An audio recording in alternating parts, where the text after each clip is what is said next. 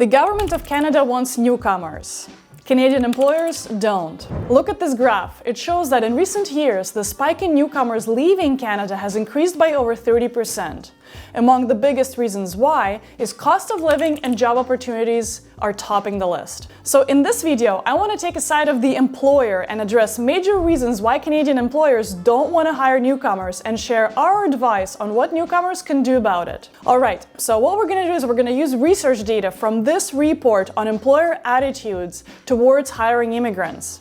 So let's start with the first category, recruitment and selection. Check this quote. Our recruitment is quite active, but I won't go and seek out ways to specifically only hire immigrants or to people that are abroad. This quote reflects quite well the overall sentiment of Canadian employers.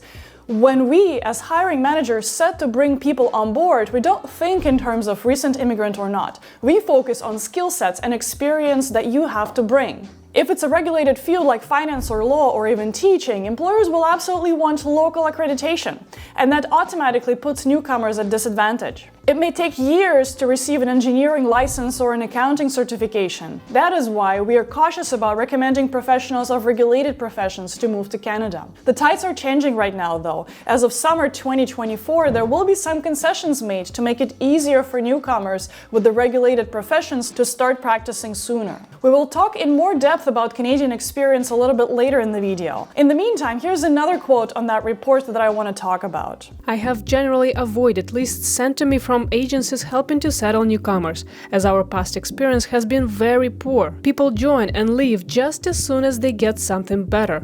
Very expensive for a small company to absorb. Here's a few other quotes as well. When people are new to the country, they take on any role since they need employment.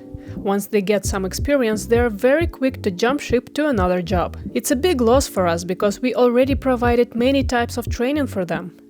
It is understandable because other firms offer higher wages since they didn't invest for training. This is the biggest frustration, but hard to do anything about it. I wish people had more loyalty to the company. Another quote has a similar sentiment. They usually leave because they have found other employment opportunities, more suitable to their prior experience or education. What this quote refers to is a reputation among newcomers who try to find any job they can and then quit as soon as they find a better job. We're guilty of that as well. In fact, we recommend this strategy a lot on this channel too. But whoever said this quote is right. Recruiting and onboarding a new employee is a time-consuming process. It takes at least 9 months for a new employee to become fully productive and independent, not to mention the fact that the cost of hiring an employee typically equals to the annual salary for that position. Yes, you heard me right. If the annual salary of someone is $60,000, it's likely that the company has spent at least half of that amount hiring, training, onboarding, and interviewing that candidate. This includes the time recruiters, hiring managers, and co-workers spend looking, screening, and interviewing candidates, as well as any budgets spent on promoting the role in various job boards. It's a lot for the company, so they want to make sure that if they hire you, you will at least stay for a few years to contribute positively to the company. What can you do as a newcomer?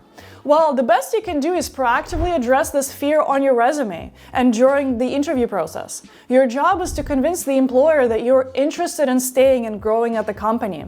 If you're obviously overqualified for the role you're applying to, that is the signal that you will not stay long at the job. So keep that in mind when you add all the masters and PhDs and decades of experience on your resume and apply for an entry-level position. If you're not sure how to position yourself in your job search in Canada, we'd be happy to help. We offer resume review and one-on-one coaching sessions to help you get ready for the Canadian job market and land your dream job faster. Both Anna and I have hired over 20 candidates in our experience and have conducted over 100 interviews, so we know firsthand how Canadian employers think. So here's another concern that Canadian employers have. Most newcomers have so many family crises and absences, and ultimately leaving jobs becomes necessary for dealing with extended family, especially for women who need permission to work from the husband, and family overrides any job responsibility. Thus, it makes it hard to hire them as they leave within a few months or less. Honestly, I personally have never encountered this scenario, but I do believe that this does happen. Some cultures where where there is a distinct split between the household responsibilities are definitely more prone to facing a situation like this. Let me know in the comments below if you think this is indeed a big issue. Next, let's look at credentials point, and that one I think is a big one. Canadian employers simply don't know how to translate foreign credentials in education. In terms of foreign education, the curriculum is different in different countries, even for a similar field. Or here's another one. When we don't recognize the school, unfortunately, honestly, as an employer, we get a little bit worried. I don't know anything about the school. How far should we take it before we dig into more about this university? I don't know how I feel about this one. On one side, in some corrupt countries, you can easily buy a diploma without even setting a foot in university, so I get it. I know in my home country you could easily get a diploma with just a few bottles of vodka put on the right table. This is why, if you're moving via express entry, the Government of Canada requires your educational credentials to be assessed by a designated organization, for example WES or IQAS. But if you're trying to get hired from abroad to get a closed work permit, no employer would go as far as assessing your education via WES. How would they know if your level of education and hours in university are on par with Canadian standards? How would they know about the reputation of university, other alumni, culture, or community? So that's a big challenge. So what can a newcomer do about it? Well, the truth is that if you have at least 3 to 5 years experience, unless you're in a regulated profession, education doesn't really matter. What matters more is your experience and what you can do, and how well you can sell yourself. Make an emphasis on professional experience, portfolio, achievements, and your network. All those will speak for themselves better than any diploma. So now, let's talk about the Canadian experience. And let's begin with saying that Canadians are very risk-averse and conservative. They like to play it safe, and they are constantly thinking about their reputation. Who they hire also has an impact on their reputation. That is why the Canadian employers are very suspicious of foreign experience, so check this one out. I think work experience and responsibilities of positions are very different overseas compared to Canada. So sometimes we see someone has 10 years of experience from overseas in a certain field. We hire them and they're not capable of doing the job. Or another one. Most of them have very high expectations because they used to have high-level jobs in their home country. The reality is, it is hard to get to that same level. They have to start from lower-level positions. I can understand this, especially when an overqualified newcomer who has worked in a director position for at least 5 years applies for a job as an individual contributor, for instance. How long has it been since that director candidate has rolled up their sleeves and focused on execution, as opposed to people management and strategy? That is why we encourage studying the Canadian job market, different roles and their scope.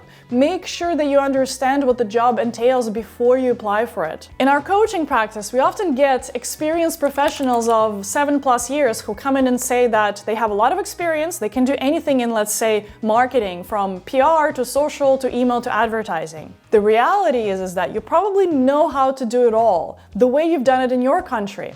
You also probably managed someone, but you didn't actually do the work yourself. So we recommend being honest with yourself. Are you applying for a job because you're desperate, or do you really enjoy this line of work? Whether you like it or not, 9 out of 10 times a recruiter can always tell whether you're lying or not. And you owe it to yourself as well. If you were a director level and that's what you loved, what is it that you're willing to put your head down for and focus on mastering in the next 2 to 3 years before you can even begin to aim for a leadership role? And it never hurts to take up local short courses or additional certifications in a specific discipline. It will help you brush up on some hands-on skills, show local accreditation, and network with teachers and other fellow students. So look at this next one. Newcomers have construction background, but the tools, materials they use back home could be very different. Unfortunately, some newcomers have no knowledge of materials and tools in Canada. Okay, so this one is definitely legit, and we see it a lot in so many disciplines, from logistics to construction to engineering. There's nothing extraordinary about it. Different countries have different standards, codes, and practices, and it's your job as a newcomer and a job seeker to understand what tools, materials, and frameworks are common in your profession in Canada, learn them, and showcase them on your resume. In all honesty, concerns of employers about Canadian experience are legit. But it's also very easy to address them when you're building your resume and crafting your job application. It only requires for you to do some research in your field of work, find gaps in your qualifications, address them, and make sure that you cover them in your resume. When you're a newcomer to Canada, your main goal with your resume is to make sure that you handle all objections that the recruiter may have looking at your resume. Okay, so you don't have Canadian experience, so how can you demonstrate that the experience that you have is highly relevant and matches the job that you're applying to? Well, that's your job to figure out.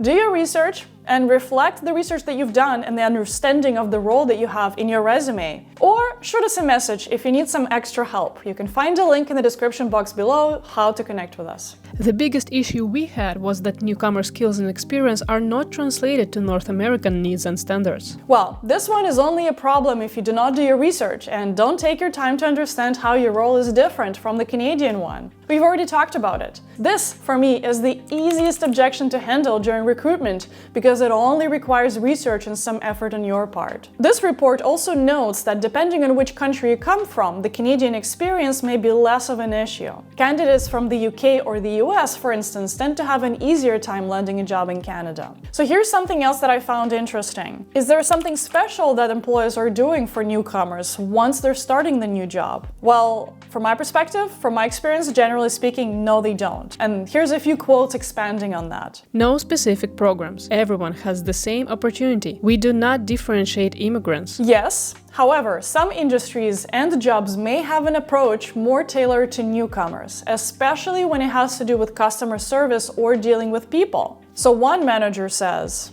I usually have informal conversations with them to teach them about Canadian work culture, because this is so important, especially because we go to people's homes. Honestly, these are the best types of employers. So here's a good one. We hear left and right culture fit. What does that even mean? Well, it simply means that no matter who you are, you have a shared set of values and behaviors. It helps people get along and creates a positive environment where people just get each other and understand each other easily. Here's some advice that this report gives as well. Dress in a sense that you think this interview is worthwhile. Respect employers' time. Most importantly, learn about Canadian workplace norms. That really determines newcomers' success in the workplace. And of course, retention. One of the best books I have ever read was actually Business Communication. It was during my first year in university. It's a textbook and I highly recommend it. It's so good that Anna bought one for herself and I highly recommend it to you too. We do have several videos planned covering some main principles of business communication in Canada, so make sure to subscribe not to miss it, and let us know in the comments below if any particular topic interests you the most. So here's another comment, and this is golden. I find a lot of immigrants, when they come in for interviews, are very polished. Like maybe just crack a joke or maybe just have conversations outside the interview. Instead, it's, you ask the question, I'm going to just answer it. But maybe before the interview, just saying, hey, how was your weekend? Or talk about something outside of work. I think managers are looking for that personality. And so however they can showcase that, you definitely want to come in polished, but not to the point where it's kind of memorized or rehearsed. This right here. In the end of the day, employers want to hire a human with their own personality. Someone who has a sense of humor and doesn't shy away from smiling and building connections. I know interviewing can be stressful, especially when you're looking for your first job in Canada. The stakes are high. But one of the most beautiful things about Canada is its people. It is a warm, open-minded and welcoming society. Some newcomers who come from more authoritarian or hierarchical cultures have a hard time adjusting to this open, more flat work culture in Canada, while Canadians find it simply strange and sometimes uncomfortable. Understanding cultural differences between Canada and their home country is very important. For example, in Canadian work culture, everyone is equal, and acting subservient is a strange behavior. Newcomers need to understand that. Get familiar with the business culture in Canada, especially if you're dealing with customers. Newcomers need to learn how to communicate with customers. So overall, we see two major storylines among employers in relation to newcomers here. First is that they are unsure of immigrants' productivity potential, and second, the implicit bias based on stereotypical views of immigrants. Yes, it's discriminatory, and employers do have cultural stereotypes for certain groups of immigrants. But it also begs for some adaptation and cultural immersion from the newcomer perspective as well. Personally, I think that, collectively, we can trump all the employer doubts about productivity and culture fit of newcomers to Canada. Our single best tool for that is research. Research on what your role entails in Canada, how to build your resume, networking, all these essential components that easily trump any Canadian experience requirement and excuse. And when you're in doubt, seek help. We can help. Or you can sign up for a free job search course that Anna and I put together. When you sign up, you'll simply receive 8 emails throughout a 4-week period with practical tips to help you with every single step of your job search, from building your resume to negotiating your offer. Thank you so much for watching, guys. If you found this video helpful, share it with a fellow newcomer and subscribe to this channel not to miss more practical tips on how to arrive, excel, and thrive in Canada. Make sure to check the description of this video for useful links. Take care, guys. I'll see you next time.